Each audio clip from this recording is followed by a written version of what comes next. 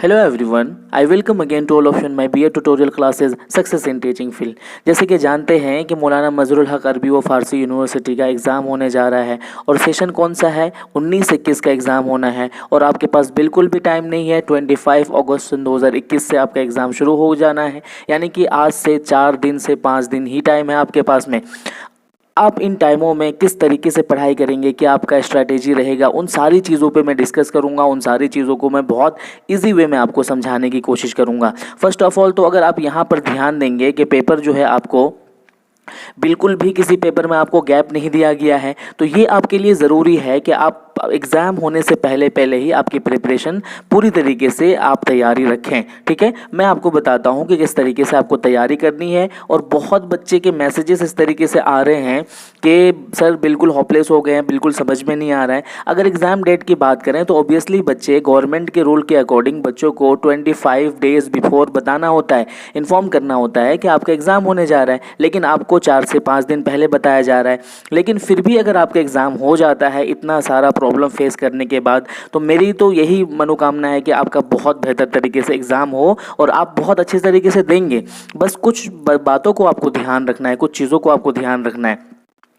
देखिए, ये जो सेशन है ना, इस सेशन से मेरा भी बहुत अच्छा राब्ता है, तो ये मेरी तरफ से भी बहुत सारी दुआएं हैं आप बच्चों के लिए कि आप बहुत बेस्ट करो, बहुत अच्छे से आप लिख करके आओ। और मैं जिस स्ट्रेटेजी से आपको बताने वाला हूँ, जो मैं आपको क्या कहते हैं कि टाइम मैनेजमेंट बताने वाला हूँ, उन सारी चीज़ों को आप ध्यान से सुनिए। मैं आपको इस बात की गारंटी देता हूँ कि आपके बेस्ट नंबर आएंगे बाकी सारे सालों से। ठीक है, अभी सुनिए। देखिए, अभी के जो एग्ज़ाम्स हो रहे हैं, आपने देखा होगा एग्ज़ाम पैटर्न जो अपनाया जा रहा है वो बहुत ज़्यादा नॉर्मलाइजेशन के साथ में पूछे जा रहे हैं क्वेश्चन। ठीक है, तो आई होप कि आपके साथ भी इसी तरीके से होगा। अब कुछ चीज़ों को आपको ध्यान देना है। देखिए, सबसे पहले तो वो बच्चे जो ये कह रहे हैं कि सर बिल्कुल होपलेस हो गए हैं, बिल्कुल डरे हुए हैं, सर किस तरीके से लिखेंगे, कैसे मैनेज करें, मैं वो सारी चीज़ें अभी मैं डिस्कस करूँगा। तो उन सारे बच्चों के लिए तो ये बातें ध्यान में रखने के लिए है कि देखो बच्चे, आप पूरे साल में कितनी प्रॉब्लम फेस करते हो, क्या क्या प्रॉब्लम झेलते हो, कोई फ़र्क नहीं पड़ता है। अभी आप जब आपका एग्ज़ाम कंडक्ट होता है तो आप उसमें कितना बेस्ट तरीके से लिख पाते हो, वही चीज़ आपके सर्टिफिकेट में दिखाई देता है।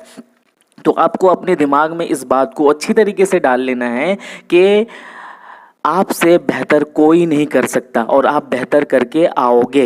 इतनी बात आपको ध्यान में आ गई। दूसरी बात मैं बताता हूँ। देखिए, अभी का जो एग्ज़ाम के पैटर्न के अकॉर्डिंग अभी जो बच्चे जिन बातों को फेस कर रहे हैं, जिन प्रॉब्लम को फेस कर रहे हैं, उसमें पता है क्या है सबसे ज़्यादा जो प्रॉब्लम है? क्वेश्चंस तो आपको पता है कि पिछले पैटर्न पे आ रहे हैं, 2019 के सारे क्वेश्चन उठा करके पूछ रहे हैं, क्योंकि शिक्षा विभाग को भी इस बात की खबर है कि नहीं बच्चों से ईजी क्वेश्चन पूछा जाए। तो वहाँ पर बच्चों को क्या दिक्कत आ रही है? दिक्कत ये आ रही है कि बच्चे टाइम मैनेजमेंट नहीं कर पा रहे हैं, यानी कि टाइम को अच्छे तरीके से यूज़ नहीं कर पा रहे वो। ठीक है, तो आपको ये चीज़ ध्यान रखना है। और दूसरी बात, बच्चों की स्टडी में बहुत गैपिंग आ गई है, आपके भी स्टडी में, क्योंकि कोरोना वायरस की वजह से आपने भी बहुत ज़्यादा गैप आ गया है। तो आपको एक चीज़ बता दो, दिन में कम से कम 5 मिनट से 7 मिनट आपको राइटिंग प्रैक्टिस करना है, ताकि आप ज़्यादा से ज़्यादा पेजेस लिख पाएँ। ये दोनों प्रॉब्लम हो रही है बच्चों के साथ में। अभी आप समझिए इसको कि किस तरीके से मैनेज करना है। देखिए, मैं डेली आपको 1 वीडियो से 2 वीडियो 3 वीडियो सारे वीडियोज़ मैं आपको प्रोवाइड कराता रहूँगा, और प्रीवियस ईयर के जो क्वेश्चन है वो सारे मैं अच्छी तरीके से डील करवाता रहूँगा। और जो भी आपकी क्वेरीज होगी या फिर मेथड पेपर को लेकर के जितना भी है, मैं अभी के साथ में हूँ। जब आप मुझसे पूछेंगे, जब आप मुझसे मैसेज करेंगे, मैं हर वक्त आपको साथ देने के लिए तैयार हूँ। बस मेरी ये दुआ है कि आप बेस्ट नंबर लाओ, आप सबसे बेस्ट करो। ठीक है ना?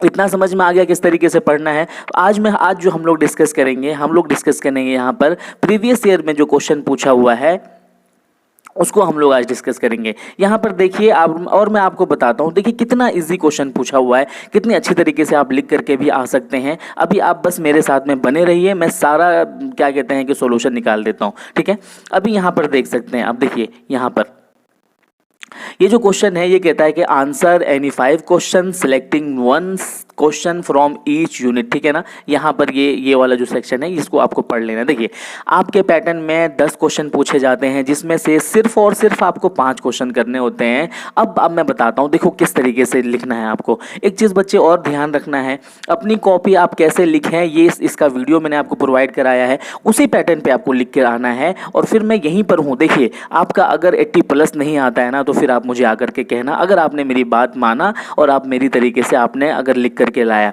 ठीक है, अभी हम लोग देखते हैं। देखिए यहाँ पर ये समझिए कि यहाँ पर देख सकते हैं आप, ये जो पहला क्वेश्चन है आपका, ये जो पहला क्वेश्चन है आपका, ये देखिए क्या कहता है। ये कहता है कि what is childhood, explain the different dimension of development during childhood. ठीक है, अब आप समझो ये क्या है, ये आपका इंपॉर्टेंट क्वेश्चन है। इंपॉर्टेंट क्वेश्चन क्यों है मैं बताता हूँ। देखिए ये आपका क्या हो जाएगा, ये आपका इंपॉर्टेंट क्वेश्चन हो जाएगा। ठीक है, ये है आपका इम्पोर्टेंट। और इम्पोर्टेंट क्या क्या है, यहाँ पर आपको दो बातें ध्यान देनी है। आपको कौन कौन सी बातें ध्यान देनी है, एक है चाइल्डहुड और दूसरा है एडोलेसेंस। ठीक है ना, ये दोनों इंपॉर्टेंट है, इसको अच्छी तरीके से पढ़ कर के जाना है। और मैं एक चीज़ बताता हूँ, देखिए आप इसको हल्के में मत लेना, मैं अपने फ़ायदे के लिए नहीं, मैं आपके लिए कह रहा हूँ। देखिए मेरा जो चैनल है उस पर मैंने चाइल्डहुड एंड ग्रोइंग अप के जितनी भी चीज़ें पढ़ाया है वो आप ही की यूनिवर्सिटीज़ को दिमाग में रख करके पढ़ाया है।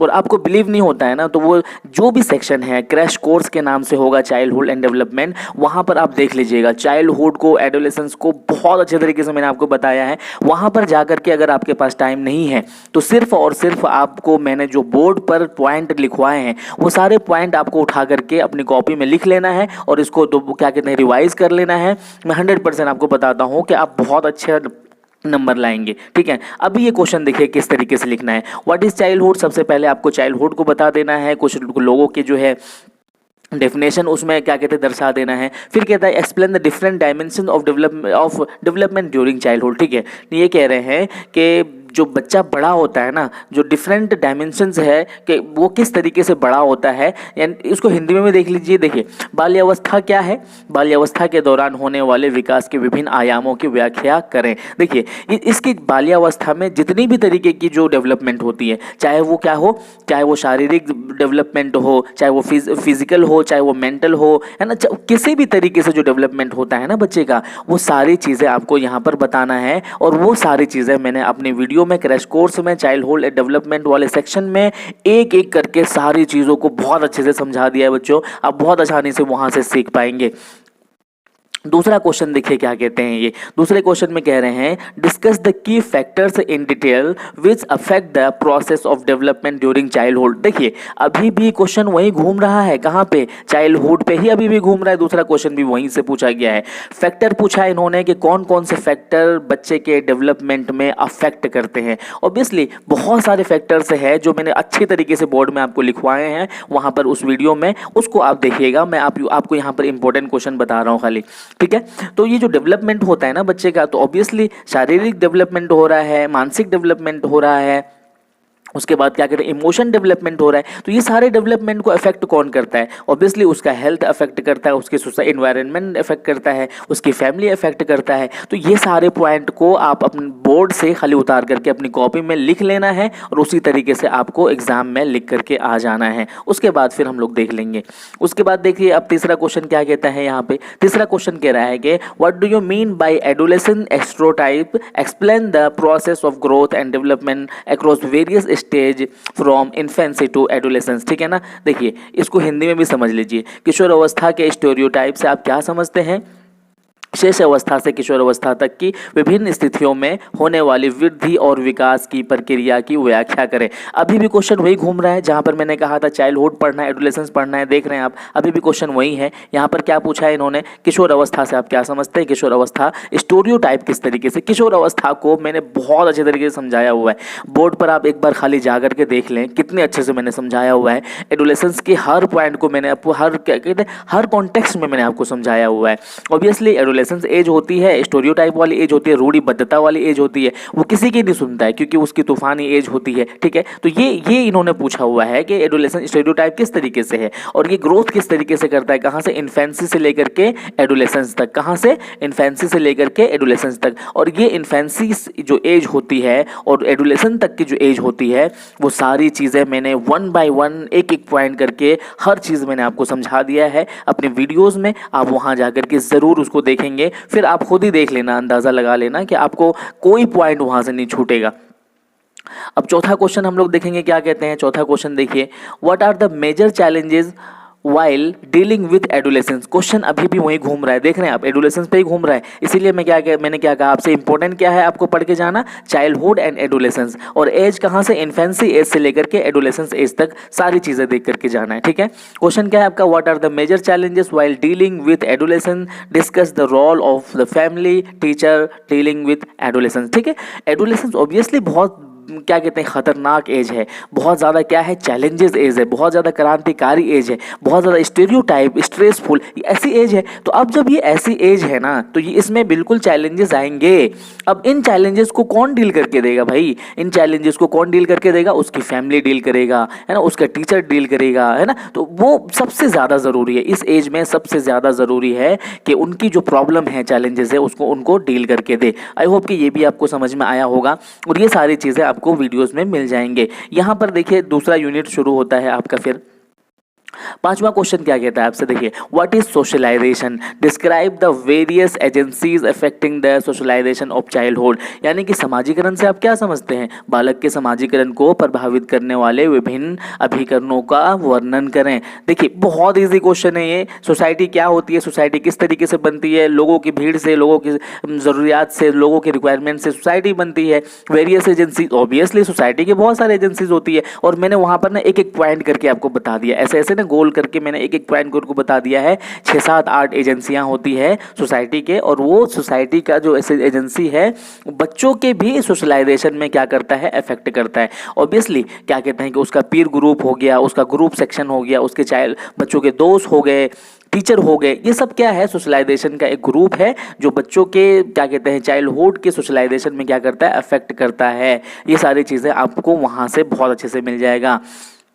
उसके बाद देखिए यहाँ पर जो छठा क्वेश्चन है ये क्या कहता है, छठा क्वेश्चन कह रहा है कि what do you mean bye gender identity. Obviously gender identity आपका एक पेपर ही है ना। उसके बाद कह रहा है enumerate the major challenge in the way of schooling of girl with special reference to Bihar. ठीक है, बिहार से कोरिलेट करके इन्होंने पूछा हुआ है। ये बहुत इंपॉर्टेंट नहीं है बट एक बार आपको देख के जाना है। ऑब्वियसली जेंडर का जो डिस्क्रिमिनेशन होता है किस तरीके से होता है, और ये क्या कहते हैं कि लड़कियों की एजुकेशन को लेकर के बिहार में आज भी पिछड़ापन पाया जाता है। तो यही सारी चीज़ें आपको इसमें लिखना है, ये आप अपने से भी लिख लोगे, बहुत बड़ी चुनौतीपूर्ण क्वेश्चन नहीं है ये। सातवां क्वेश्चन देखेंगे हम लोग कि सातवां क्वेश्चन क्या कहता है। ठीक है, what do you mean bye slow learner. ठीक है ना, स्लो लर्नर जो है यानी कि जो प्रॉब्लमेटिक लर्नर होते हैं, स्लो लर्नर जो बहुत कम बुद्धि के होते हैं, ठीक है ना, कम बुद्धि के होते हैं, तो उसको पूछा हुआ है। फिर ये क्या कहते हैं कि हाउ आर डिफरेंट फ्रॉम डायस्लेक्सिक, है ना, डायस्लेक्सिक लर्नर। डायस्लेक्सिक लर्नर क्या होता है, जो क्या कहते हैं कि सीखने में बहुत डिफिकल्टी फील करता है, पढ़ने में बहुत डिफिकल्टी फील करता है, स्पेलिंग में बहुत डिफिकल्टी फील करता है। ठीक है ना, तो ये कह रहा है कि स्लो लर्नर और डिसलेक्सिक लर्नर में क्या फ़र्क होता है। Give your suggestion for teaching slow learner. ठीक है, ये जो स्लो लर्नर है आपको सजेशन देना है कि एक टीचर को इन स्लो लर्नर को किस तरीके से पढ़ाना चाहिए। और ऑब्वियसली ये क्वेश्चन आपका इंपॉर्टेंट है, क्योंकि जो क्या कहते हैं कि जो पिछड़े वर्ग के बच्चे होते हैं, जो स्लो लर्नर, देखिए 3-4 तरह के लर्नर होते हैं। एक गिफ्टेड चाइल्ड होता है, ठीक है ना, एक रचनावाद चाइल्ड होता है, ठीक है, एक क्या होता है, स्लो लर्नर होता है, डिसलेक्सिक लर्नर होता है। तो ये लोग कौन होते हैं, ये जो स्लो लर्नर है ये कौन लोग होते हैं, जो बहुत डिफिकल्टी फील करते हैं सीखने में, पढ़ने में, समझने में, सारी चीज़ों में। तो इनको एक टीचर किस तरीके से पढ़ाएंगे, ये सारी चीज़ें आपको इसमें लिख करके आना है। आई होप कि आप ये भी वीडियो आपको वहाँ पर बहुत अच्छे तरीके से इसी टॉपिक पे मिल जाएगा, इसी नाम से, और वहाँ से आप सारे पॉइंट नोट डाउन करके आप एग्जाम में बेहतर लिख सकते हैं। अभी हम लोग डिस्कस करेंगे कि 8वां क्वेश्चन आपसे क्या कहता है। देखिए, what is individual differences. Obviously बहुत ईजी है, ठीक है, बहुत ईजी है। इंडिविजुअल डिफरेंसेस क्या है, discuss the different psychological traits causing difference between individual learners. ठीक है, ये देखिए हिंदी में भी देख लेते हैं। वैयक्तिक भिन्नता क्या है, वैयक्तिक अधिगमकर्ता में अंतर पैदा करने वाले विभिन्न मनोवैज्ञानिक गुणों की चर्चा करें। ठीक है ना, देखिए ऑब्वियसली जैसे मैंने आपको बताया था कि जितने भी बच्चे होते हैं ना, जितने भी बच्चे होते हैं सब एक दूसरे से डिफरेंस होते हैं। ये तो आप एक टीचर होने की वजह से जानते हो। ठीक है, आपको ये बताना है कि साइकोलॉजिकल ट्रेट के अकॉर्डिंग उनमें उनमें किस तरीके से, किन वजहों से उनमें क्या कहते हैं डिफरेंसेस पाए जाते हैं, चाहे वो क्या कहते हैं इन्वायरमेंट के अकॉर्डिंग से पाया जाता हो, चाहे वो सोशलाइजेशन के अकॉर्डिंग पाया जाता हो, चाहे उसके अलावा क्या कहते हैं कि जेनेटिक के अकॉर्डिंग, हेरिडिटी के अकॉर्डिंग, उसमें साइकोलॉजिकल पूछा है ना इन्होंने, तो यहाँ पर आपको जेनेटिक के अकॉर्डिंग भी बातें करनी है, सोशलाइजेशन भी अकॉर्डिंग भी बातें करनी है। तो ये सारी चीज़ें आपको बताना है कि डिफरेंसेस किस तरीके से पाए जाते हैं और साइकोलॉजिकल डिफरेंसेस उसमें क्या क्या आती हैं। आई होप कि ये भी क्वेश्चन आपको समझ में आया होगा। अब हम डिस्कस करते हैं नवा क्वेश्चन आपसे क्या कहता है। ठीक है, ये देखिए यहाँ पर 9 जो क्वेश्चन है ये कहता है कि what is hidden curriculum of school education with respect to identity formation of teacher and student explain. ठीक है, हिडन करिकुलम को बताना है। हिडन करिकुलम को मैंने 10 से 15 मिनट में बहुत अच्छे तरीके से सारे पॉइंट के साथ में मैंने आपको बोर्ड पे समझा दिया हिडन करिकुलम क्या होता है। ठीक है, वहाँ से जा करके ये हिडन करिकुलम भी इंपॉर्टेंट है। ठीक है, हिडन करिकुलम भी देख करके जाना, ये पूछा जाता है, मैंने देखा है इससे पहले भी पूछा गया है, इसीलिए आप हिडन करिकुलम भी देख करके जाएंगे। उसके बाद आता है आपका 10वां क्वेश्चन। 10वां क्वेश्चन क्या कहता है, what do you mean bye identity formation. ठीक है, आइडेंटिटी फॉर्मेशन मैंने आपको बताया हुआ है, explain the different dimension of individual identity.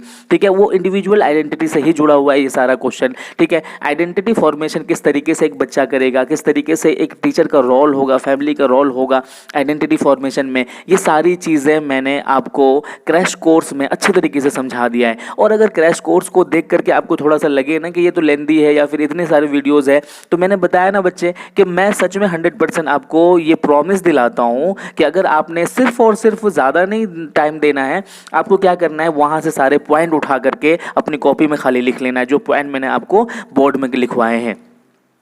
अभी आपके पास टाइम नहीं है कि आप सारी किताबें खंगालो, क्योंकि मैंने सारी किताबों का निचोड़ जो है वहाँ पर आपको दे दिया है। वो सारे पॉइंट उठा करके अगर आप वहाँ पर लिखेंगे और पॉइंट वाइज जब उसको डिस्कस करेंगे तो मैं 100% कहता हूँ कि 80+ आपको नंबर मिलेगा। तो आई होप कि ये भी आपको समझ में आया होगा। किसी तरह की क्वायरीज हो, कोई क्वेश्चन हो, मैं हमेशा आपके साथ में हूँ। कभी भी आप क्वेश्चन करो मेरे से, कमेंट सेक्शन खुला हुआ है, मैं हमेशा आपको रिप्लाई देने के लिए तैयार हूँ। और कोई भी चीज़ हो आप ज़रूर मेरे से डिस्कस करें। Thank you so much video देखने के लिए।